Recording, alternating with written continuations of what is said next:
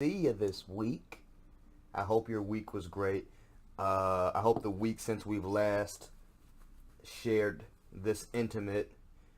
Look how fucking tacky this is. I just hate when shit.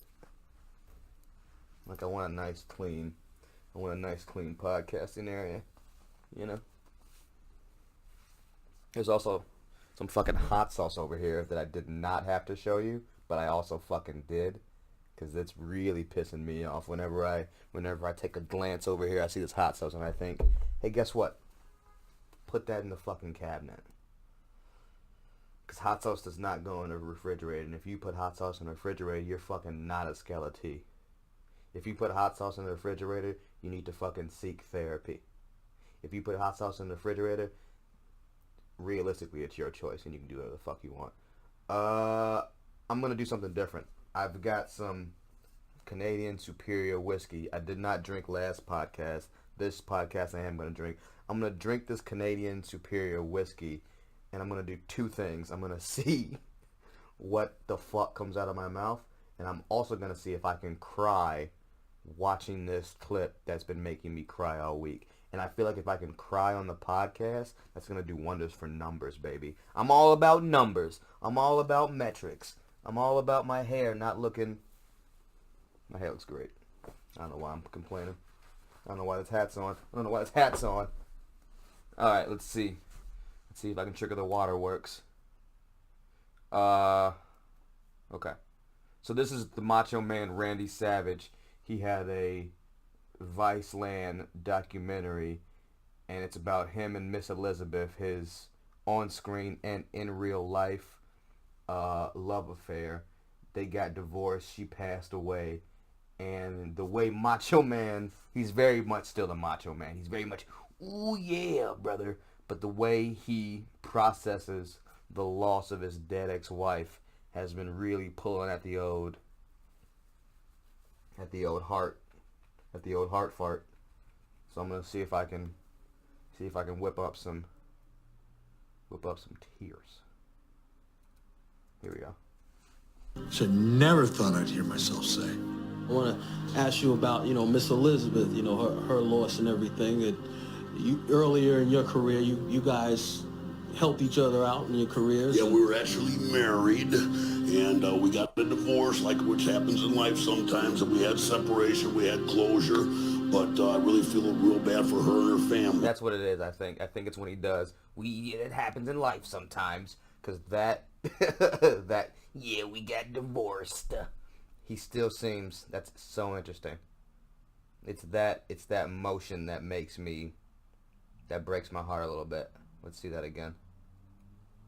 Times we had separation, we had closure, but I really feel real bad for her. Fucked it up. I look at him so differently now. I respect him, which I never thought I'd hear myself say. I want to ask you about, Miss Elizabeth, her loss and everything. You earlier in your career, you guys helped each other out in your careers. Yeah, we were actually married, and we got a divorce, like which happens in life sometimes, and we had separation, we had closure, but I really feel real bad for her and her family. And there's a situation where we hadn't seen each other in about maybe 5-6 years, but we had closure and we said hello and everything was all good, but I feel bad for her family. Elizabeth tragically passed away. One more time. Her loss and everything. You earlier in your career, you guys helped each other out in your careers. Yeah, we were actually married, and we got a divorce, like which happens in life sometimes, and we had separation, we had closure, but I really feel real bad for her and her family. And there's a situation where we hadn't seen each other in about maybe 5-6 years, but we had closure and we said hello and everything was all good, but I feel bad for her family. Elizabeth tragically passed away at the... Yeah, I'm starting to get a little emotional. There's another part toward the end where it talks about how the Macho Man would deal with kids. And this part, oh man, the first time I saw this, ruined me. Let's see if I can cry. Let's see. Is this thing recording properly? That would be fucked up if it wasn't. That would really bother me. Okay.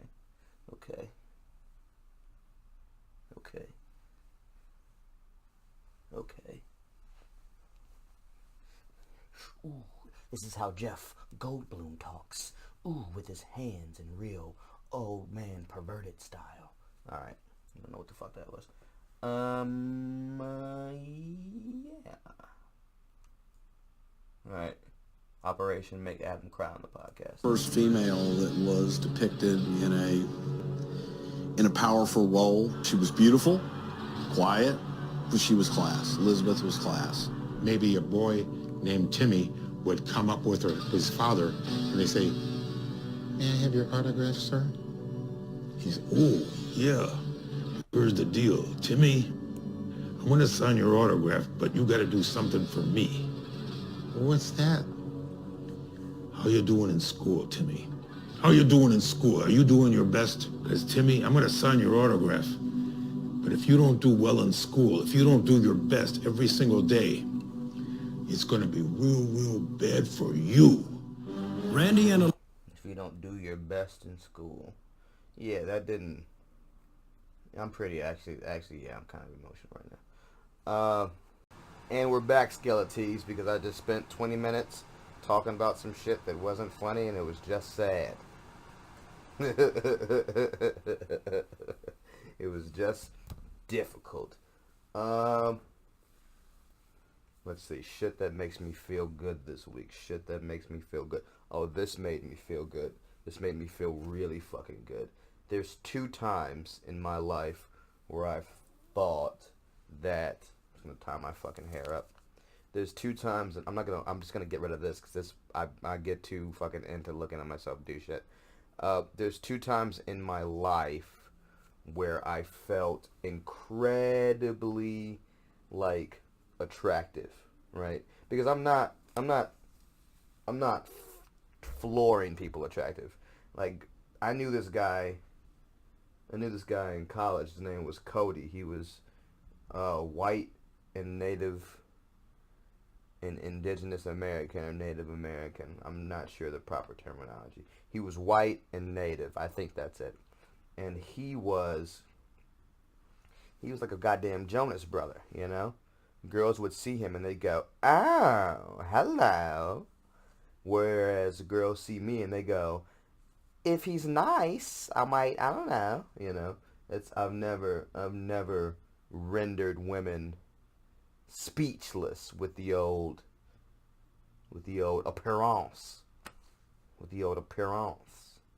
Shocking, I know, that this banana shirt doesn't moisten the loins of every lady from here to Kalamazoo. But it doesn't necessarily.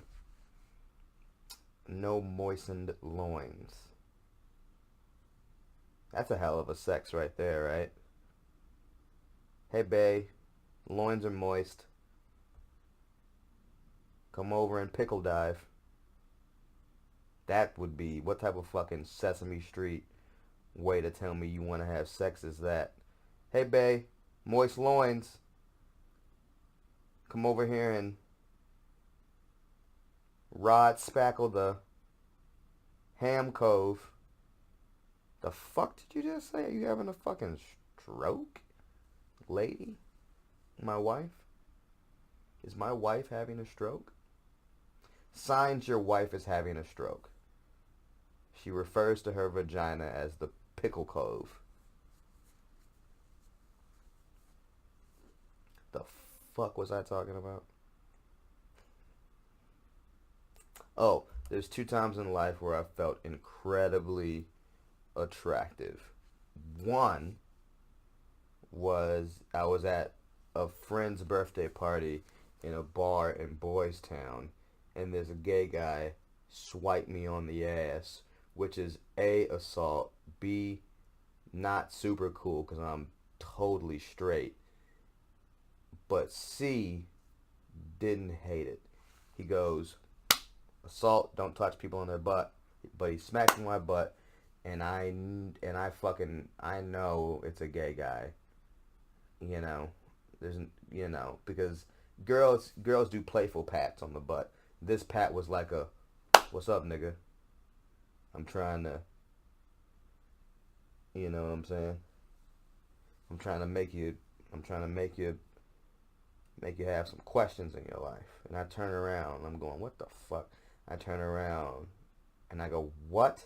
You know, I fucking look at him. I go, what? And he says, what? You're hot. And I was, thank you.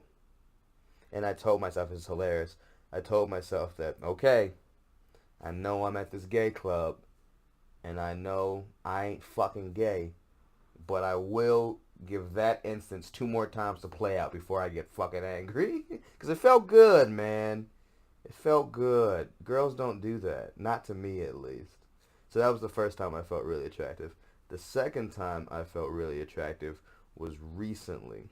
Recently, I was walking down the street, and everybody got your meat has an original point of view. Dude, memes took all the wholesomeness out of Arthur. Arthur was literally the top most fucking wholesome show to ever exist in the history of wholesome shows. And those fucking memes where Arthur's hand, you know the thing? When Arthur's hand is just, you know, that feeling you get when your girl don't get the right sandwich and it's just Arthur's little hand. Or like, it's one of Arthur pulling up his pants and DW's on the bed and it just has some super fucking sexist shit. Memes destroyed Arthur. Again, the tangents on this show. The fucking tangents on this show. Phenomenal. The second time I felt really attractive, I was walking down the street and there was this couple. The guy looked sort of frumpy. The girl looked cute, but also sort of frumpy. They're both black. Both have glasses. And I'm walking past them. Both weird black. You know, weird black. Like anime cosplay black. You know what I'm saying? Like, I'm anime. I'm to be honest, I'm getting away from being anime black, and that's a fucking thing, you know? What does anime black mean? You know what the fuck it is. They got big pants.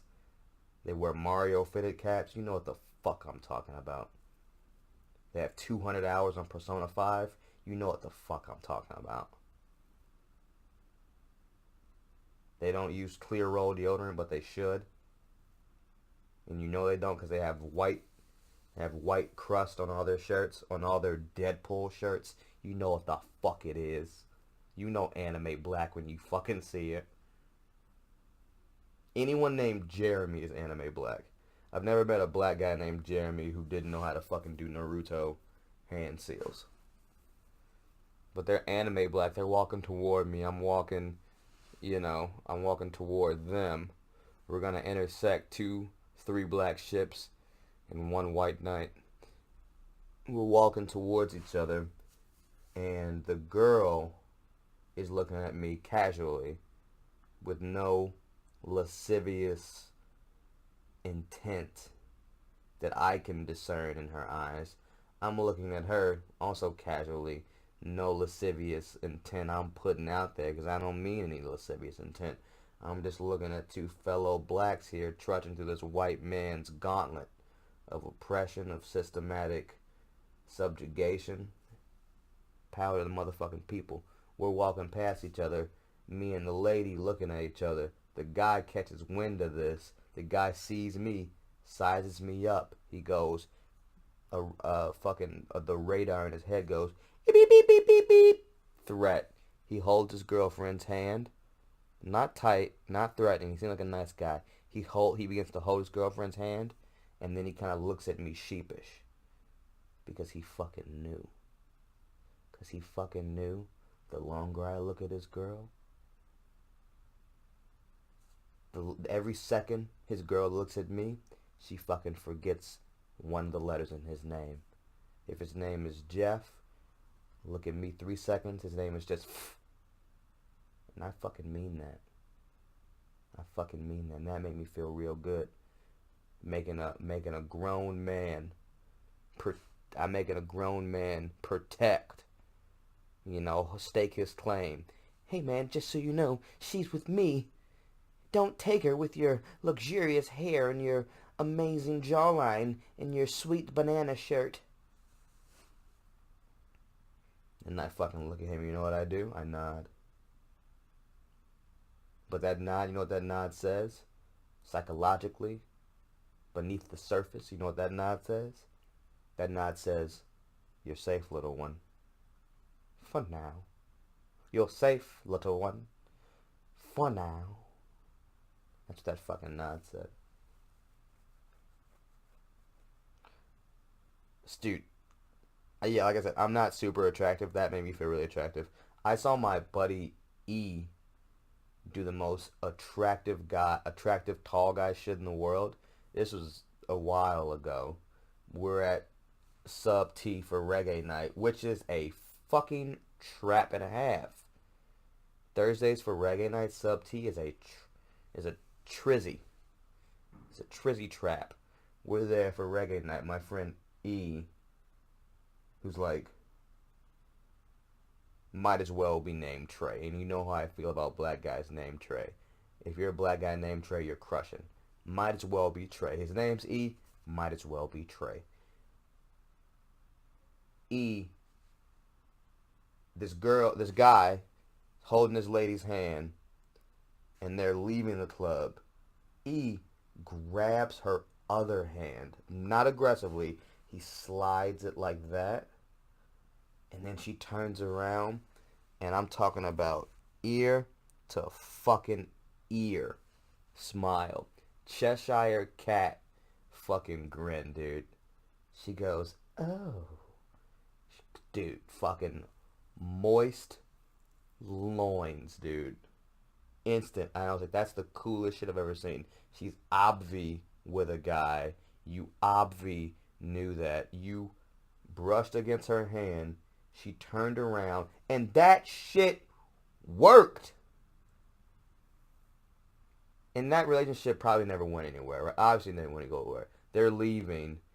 E knew that. The girl knew that. But it was still, dude, she fucking remembers that to the day she dies. Yeah, she's gonna when she's a vengeful old woman, she's gonna tell her kids, yeah, you know, I was with your father, but one night we were out and this man grabbed my other hand, and that was a real fucking man. Your father, I'm happy, is dead.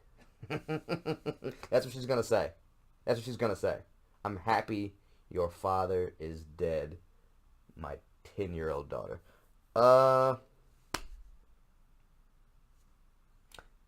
Yeah. What else do I have? Let me check my notes. I put my podcast talking points in my notes section. Oh.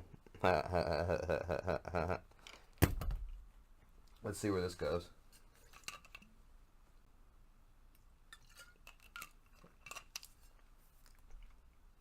Saw a 13-year-old on the train ride home today with a Starbucks cup.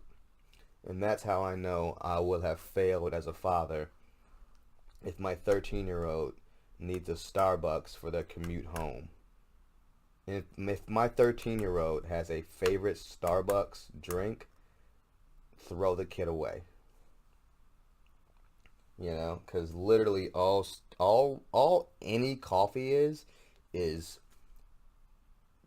22 minutes of productivity followed by an hour and a half of jittery, watery shits. Someone who drinks coffee is mildly efficient for half the time it takes for an episode of The Simpsons to play, and then the corresponding 2 hours their butthole is a fucking water shotgun of brown stink H2O.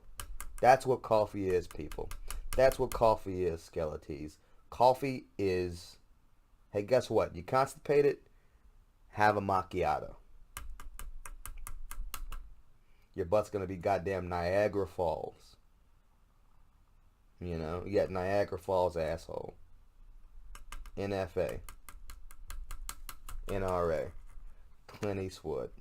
Clint's a cool name. How come people aren't named Clint anymore? Alright, let's get into it. I think I might have got broken up with. And that kind of sucks. Tiny bit of backstory. I met a young woman who will remain nameless, but she has an old lady name, which I thought was just adorable. Because this woman is soups hot. Way outs my league. Soups hot. She got an old lady name. It's like Esther or Gloria, you know. I met her on Tinder. My opener. You know I'm no good with openers. If you're a woman and I've tried to talk to you, comment how I tried, because I have amazing strikeout stories. Again, this woman's super out of my league, super hot, old lady name. I go, no, but she has an old lady name, but her variation of the old lady name is like an old lunch lady name. She has such a lunch lady name, and I go, hey, you're pretty hot to have such a lunch lady name. Not a good opener. Guess what it did? Worked. That's fate. That's the angels. Ha! Smiling upon me. When I thought about that, you know what happened? A cherub. You know what cherub is? Little naked baby angel. Little naked baby angels danced around my head. Did the crip walk around my head. They went, ha! I thought about that line, gave it to her, worked. I'm in the money, baby. We go on our first date, and not to recap all the fun we've had, but it was great. I'm gonna write about this in my book, so I don't want to spoil anything. But we went to go see Jeff Goldblum play the piano, and some other stuff happened. That's my new move. I'm gonna do alternating winks. If I ever do that to you in public, that's how you know I like you. Hey, what's up? And then the ball's in your court. Hey, I think Adam Lawson likes me. Oh, why? Oh, he gave me the. Hey, what's Hey, what's your name? Oh, I'm Adam Homer Lawson. Oh, okay. What the fuck? Yeah. Anyway, things are going great with Lunch Lady. She's not actually a lunch lady, and that would be okay if she is. But she's not actually a lunch lady. Her name just sounds like a lunch lady. Things are going great with Lunch Lady. Really great. Like, I haven't been in a serious relationship in about 4 years. I've been, and that is a bummer for women who have dated me listening to this, but you also sort of know it wasn't that serious. And that's because relationships are a gigantic investment of both time and energy, and they're an emotional resource. It's like a well, because no longer is your standing in the world super independent. It is now filtered through the grade of someone else. You know what I mean? You must consider this. You must consider that. And which is great, because they consider you. And that consideration, it builds on itself, and now you have this support system that has titties. And who doesn't want titty support? But also, it's emotionally taxing. And I also wasn't ready for a long time. So I stayed away from serious relationships. I had a bunch of fun.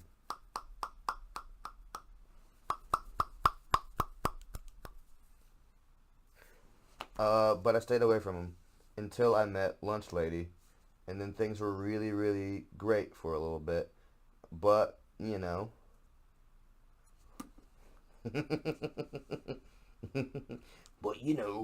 things don't always work out.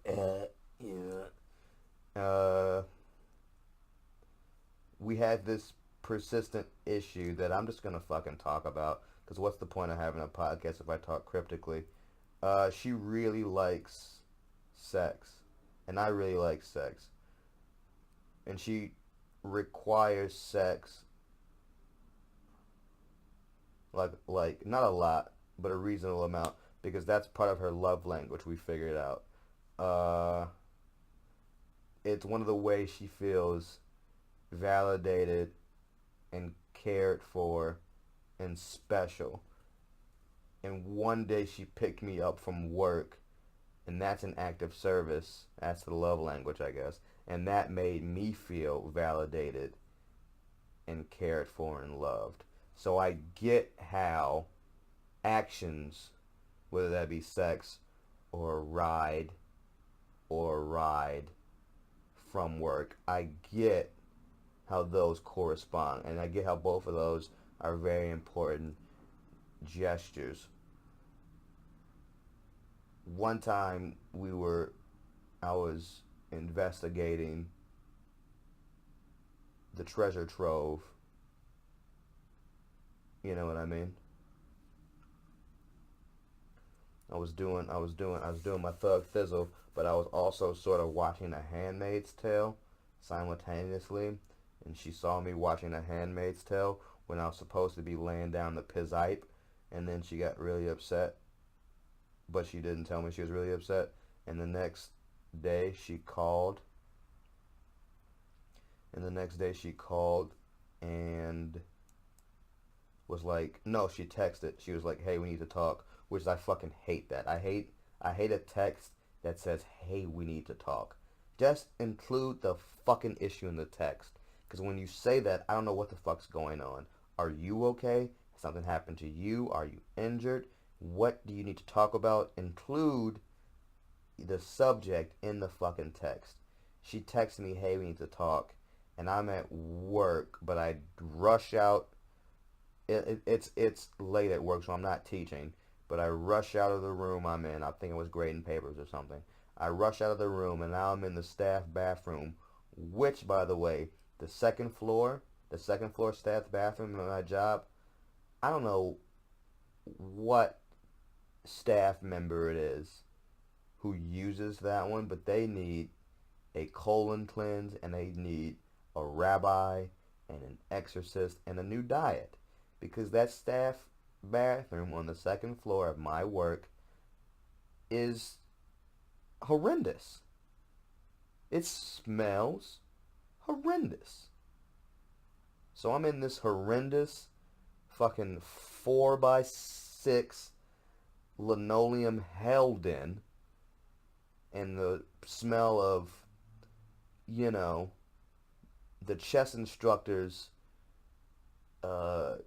chutney turd is ping-ponging across the room, assaulting the nostrils like a goddamn gang jump-in. And I'm on the phone, and she tells me the issue. Hey, I noticed you were doing this last night, and that really bothered me. And that's valid as fuck. And I'm not trying to delegitimize anyone's situation. That's super valid, right? But it was not the fucking time, because it had been a stressful day. And we were also in some type of safety thing, because neighborhood kids were threatening to beat up some kids. And so it was a high stress situation, and that's fucked up too, right? Because we have good kids at the school, and for someone to, like, I don't know, it was not a great stretch of 30 minutes. It's a lot going on. She does that, and I'm like, well, fuck it then, you know? Because in my head, you shouldn't toil in a situation that isn't ideal, because we're too young, we've got too much time, we're too pretty, we've got too much potential to meander, to dwell in a relationship that isn't 1,000% fulfilling. So I go, if you feel that way, like I'm not here or engaged, I was going to say not sexually satisfying, but we all know that's a fucking lie. I'm serious, that's a fucking lie. I'm great. Really good. Really good. Like, honestly, like, no bullshit. Ask around. Why deal with something that's not fulfilling? So I said maybe we should, you know, not be a thing. And we're not a fish. We're not official. but we're damn close, and we share things, and we know each other very well. And when I say that, she takes it seriously, and we don't talk for about 5 days. We don't talk. Well, I'm talking at her. She's not talking back. And she goes, "Hey, listen, I can't. You can't. I understand you were frustrated, and I was frustrated. I don't like cryptic text. I was having a really rough day. There's other things that are too compounded to get into right now, but there was a lot of factors. I was fighting for her that day.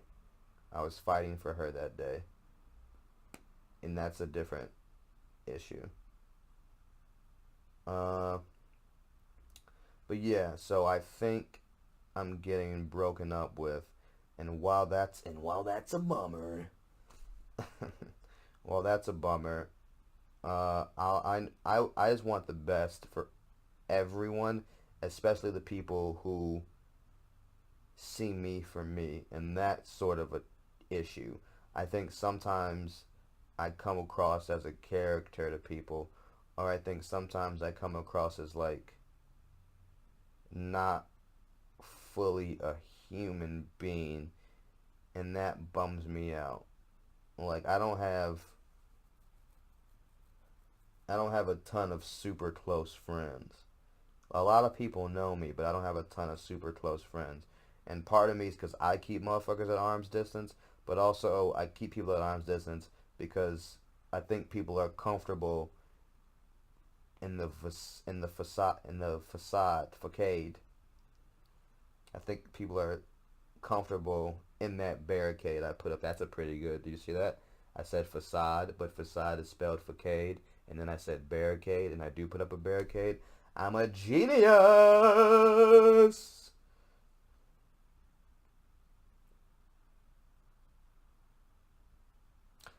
Yeah, whatevs, dude.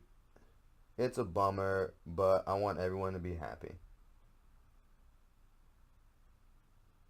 And if things are a bummer for me, but they lead to deeper, more grounded levels of happiness for other people,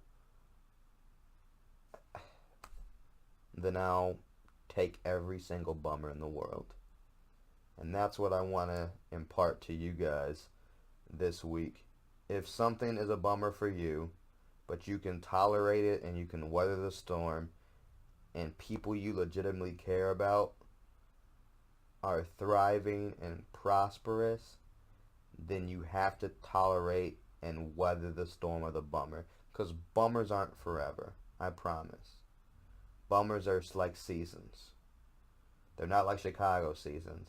This motherfucker's crazy, dude. Today it was like 40 degrees, but yesterday it was like 76. Isn't that crazy? I saw so many shorts today. Like, these people cannot wait to freeze their genitalia. Hey, what's the weather? 40? Time to freeze my genitals. Time to get the shorts. Any fucking, the second the weather is okay, the second the sun is out. Time to put the shorts on. My genitals are too hot. Time to cool them off. Alright, I think that's it. Is there anything else I need to talk about? Oh, I'm getting the theme song. Skeletor Jr., the podcast, is going to have a theme song next week. Super excited about that. Still writing this book. Make sure you buy it. Still